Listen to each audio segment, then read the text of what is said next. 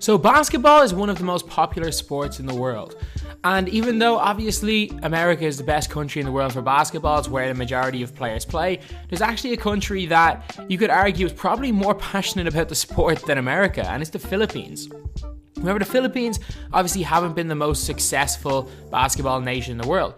There are players like Jordan Clarkson, who one of his parents is from the Philippines, and then there's guys that have been naturalized Philippines players like Andre Blatch that have made their national team somewhat competitive.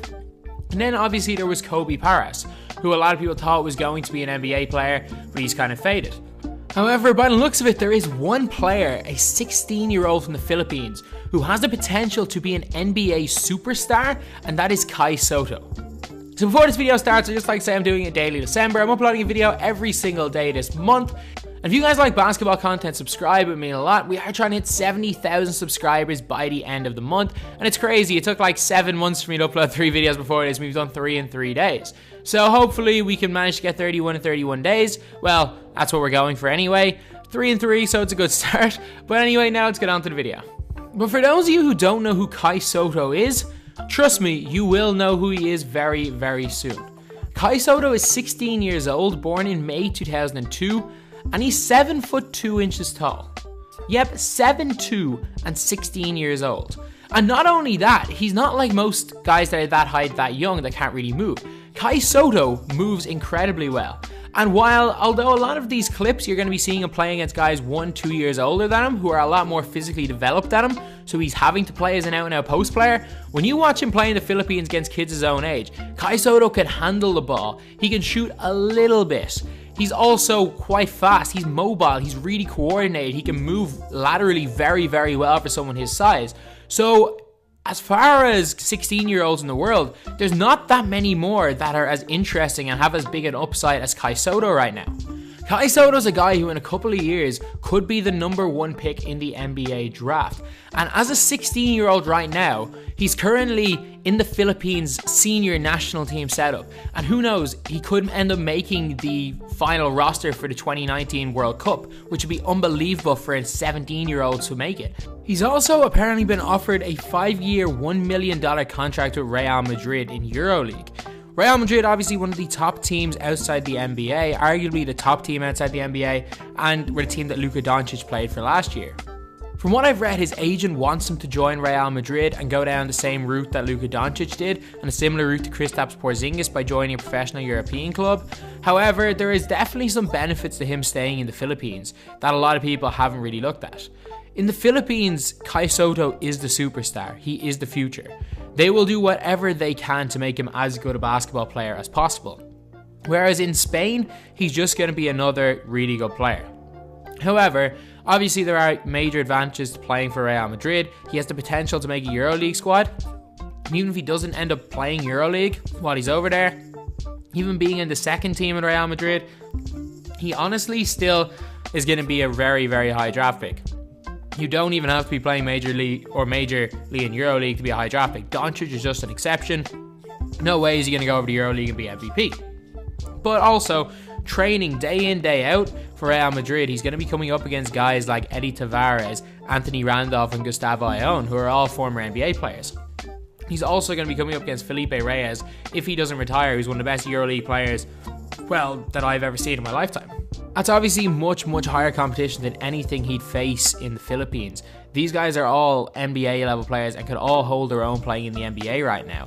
And the better players you're coming up against, the better obviously you're going to get in general. But at the same time, putting him in too high, throwing him in the deep end may not be the best idea, because you never know how people are going to react. Obviously, Luka Doncic excelled being thrown in the deep end, playing pro at a young age, but some people don't, and you have to gradually work them up. And if that's the case with Kai Sotto, trying to play him EuroLeague straight away, bringing him over and expecting him to be a EuroLeague player straight away may not be the most beneficial thing. As well, obviously, as I said, him being the single superstar in the Philippines, that could obviously help him, and it could honestly even help his draft stock. If scouts are looking at the FIBA Asia Cups, they are looking at these FIBA World Cups, all of these teams, Kai Sotto is going to be a star in. And to be fair, if he does go to Real Madrid, he can still come back and play national team for the Philippines. But you never know, they may not put as much preference in him if he's not playing in that country. But at the same time, I honestly do think that the best thing for him would be to go to somewhere like Real Madrid. Even though it would completely get rid of his college eligibility in the United States, I don't think that going to America is going to be the best thing for his development anyway. Because personally, I feel the way they train players in Europe is superior than the way they do it in America, because all you have to do is look at it. There's probably 1/500th of the amount of people that play basketball in Europe than there are in America, and there's a lot of good European players in the NBA. And also the fact that Europeans aren't as athletic, or they don't tend to be as athletic. A lot of even the players and coaches look at it from a more fundamental standpoint, look at the game of basketball that way more than anything else. And I think that's going to be more beneficial for Kai Sotto in the long run, because you just never know what this kid's going to be like. He could end up being a 7'4", 7'5" guy who can run the floor, who can shoot the ball. He could just be another Porzingis, but even longer, which a lot of people probably don't even think is going to be possible. He's only an inch smaller than Porzingis now, and he's only 16 years old. So you never know how tall he's going to end up being. He could be the next unicorn, and for that reason, I think he could definitely be a number 1 pick in the NBA draft. This summer, he played in the FIBA Under-18 Asia Cup against guys 2 years older than him, and he did well. Played in the Under-17 World Championship, and while the Philippines team didn't do great, he looked really good playing against guys, the best players in the world, a year older than him. So you just don't know how good this kid's going to be. One of the most intriguing players I've ever seen. Just seeing the way he moves at his age, just seeing the way he can shoot the ball, seeing the way he passes the ball, his court vision, his ability to finish with both hands. This is a guy that you are going to want to watch over the next few years, because I'm warning you guys right now, this guy more than likely will be a top 5 draft pick, could even be number 1. And obviously a lot of what I'm saying in this video is kind of a best case scenario with Kai Sotto. Right now he's extremely weak, and when you watch him play, he does tend to get bullied by obviously much stronger players. When you watch him playing in the under-18s, he got bullied an awful lot by say 6'9" guys who'd almost fully developed, who were like grown men. And again, he's a skinny guy who's just turned 16. That's going to happen. But if he does put on about 30 to 40 pounds, if he does get better core strength, and he grows even 2 or 3 more inches, which doctors have said that he could, you never know how good this guy can be. And honestly, he could be a future, like obviously he could be another unicorn, he could be another Kristaps Porzingis, but he could be a future NBA superstar.